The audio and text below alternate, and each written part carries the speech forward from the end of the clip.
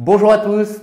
Alors dans cette nouvelle vidéo, on va voir comment gagner de l'argent en 2021 et comment mettre les bonnes étapes et les différentes étapes et avec mes meilleures astuces tout au long de la vidéo pour se projeter dans une vie un peu plus riche et un peu plus simple que celle qu'on vit aujourd'hui.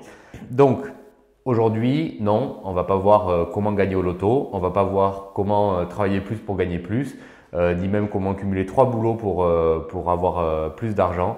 Ça va pas être ça l'objectif. L'objectif, ça va être de vous donner une stratégie un petit peu plus long terme pour mieux réussir dans la vie à long terme. Donc déjà, première question, j'allais dire quelque chose d'assez classique, mais la question de votre volonté et de pourquoi choisir de devenir riche. C'est pas si mineur que ça. Il y a des gens qui n'en ont pas envie, il y a des gens qui n'ont pas la mentalité. Si le fait de prendre des risques, d'avoir une certaine autonomie, d'être indépendant ne sont pas des valeurs qui résonnent en vous, c'est que un métier salarié et une évolution plus normale vous conviendra tout à fait. Être riche et développer son patrimoine, ça demande justement tout ça. Ça demande de l'autonomie, de l'indépendance, la volonté d'aller de l'avant. Sinon, il n'y a pas beaucoup d'intérêt à le faire. Le premier argument dans la stratégie à déployer, d'abord, ça va être de dépenser moins qu'on gagne. Je sais, ça peut paraître trivial, mais c'est vraiment la clé. La plupart des gens qui veulent devenir riches autour de moi, ils ont des boulots et ils gagnent beaucoup d'argent, sauf qu'ils achètent tout à crédit, ils ont une voiture qu'ils achètent à crédit et tout ce genre de choses comme vous entendez parler autour de vous. C'est pas la bonne étape. La première étape, c'est d'avoir plus d'argent que ce que vous gagnez, que ce que vous dépensez, pardon. Et finalement, le simple fait de dégager des revenus et d'économiser finalement tous les mois, rien que ça va déjà vous mettre dans un état d'esprit de vous poser la question de quoi faire de cet argent. Et là, vous commencez à rentrer dans quelque chose de vertueux. Quoi faire du surplus d'argent que j'ai? Alors, si votre cerveau y répond en voulant acheter une nouvelle voiture, non, c'est pas ça par contre qu'il va falloir faire.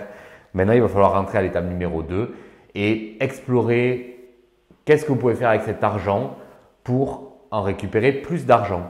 Et c'est ça la clé, c'est l'effet cumulatif de l'argent. C'est utiliser l'argent que vous avez pour investir, donc, notamment dans l'immobilier est un des leviers, mais ça peut être aussi toute forme d'entreprise qui vous permet de gagner plus d'argent. Ensuite, ce qui se passe souvent, par exemple, prenez quelqu'un de tout à fait normal, j'allais dire, qui a un salaire, qui a réussi à dégager un petit peu d'argent et qui va faire un investissement. Ben déjà, là, vous avez déjà 90% des gens qui vont s'arrêter là. Enfin, déjà 90% de ceux qui ont fait ça qui vont s'arrêter là. La clé suivante, c'est de cumuler. Il ne peut pas y avoir de richesse telle que le monde est fait, en tout cas aujourd'hui, sans cumuler les possessions et les sources de revenus qui vont vous arriver. Et donc effectivement, si vous voulez vraiment devenir riche, c'est pas acheter un appartement ou un business ou développer une activité qu'il va faire. Il va falloir le refaire plein de fois. Tous les gens que vous voyez autour de vous et qui deviennent riches, en général, ont industrialisé une méthode finalement. Moi, pour ma part, par exemple, au début, ça a été l'immobilier. J'en ai pas acheté qu'un, j'en ai acheté plusieurs. Et tous les 3 mois, j'en achète un. C'est une méthode. C'est le fait d'en avoir plein n'est même plus une question. C'est il faut cumuler, donc explorer une méthode qui marche et après cumuler cette méthode pour la développer de plus en plus et réussir dans tout ça. Ensuite, on verra après, il y a quelque chose de très intéressant selon moi sur la stratégie beaucoup plus long terme. Selon l'âge auquel vous êtes et l'énergie que vous avez, vous pouvez vous permettre différentes choses. Quand on est jeune, si vous n'avez pas hérité d'une fortune, il est normal d'être dans une activité salariée, de chercher à développer votre salaire simplement pour réussir à faire cet écart entre le revenu et vos dépenses. Une fois que vous avez suffisamment de revenus, vous allez pouvoir être dans une phase de vie où vous allez investir, développer votre patrimoine et les possessions que vous avez. C'est basique, on est dans un monde capitalistique, il faut posséder immobilier, entreprise, tout ce que vous voulez, posséder des choses qui vous permettent de vous développer. Et ensuite, on va rentrer dans les subtilités de qu'est-ce que vous possédez.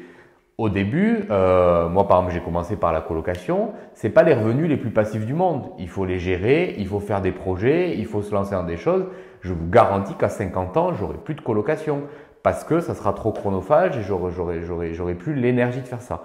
Donc, on va développer d'abord son patrimoine et une fois qu'on a réussi à développer son patrimoine, à l'orée des 40, 50 ans, j'allais dire un peu plus tard, quand finalement on a plus envie de passer son temps en famille et à passer du bon temps qu'à avoir plein d'énergie et développer comment je vais faire pour gagner plus d'argent, c'est là où on va se diriger de plus en plus vers des revenus de plus en plus passifs.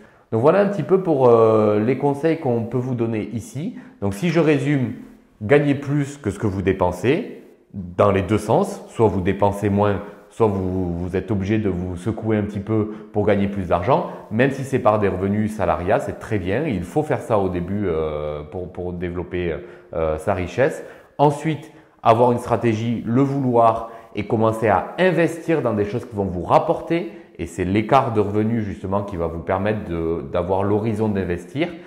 Développer ces investissements au début par des revenus un peu moins passifs parce que vous n'avez pas le choix. Il faut développer votre patrimoine et au fur et à mesure que vous arrivez à le développer, vous vous orientez de plus en plus vers des revenus passifs. Et le jour où une simple assurance vie à 4% de rendement vous permet de vivre largement de vos revenus, je vous garantis, vous serez très content. Mais avant, il y a plein d'étapes pour arriver là.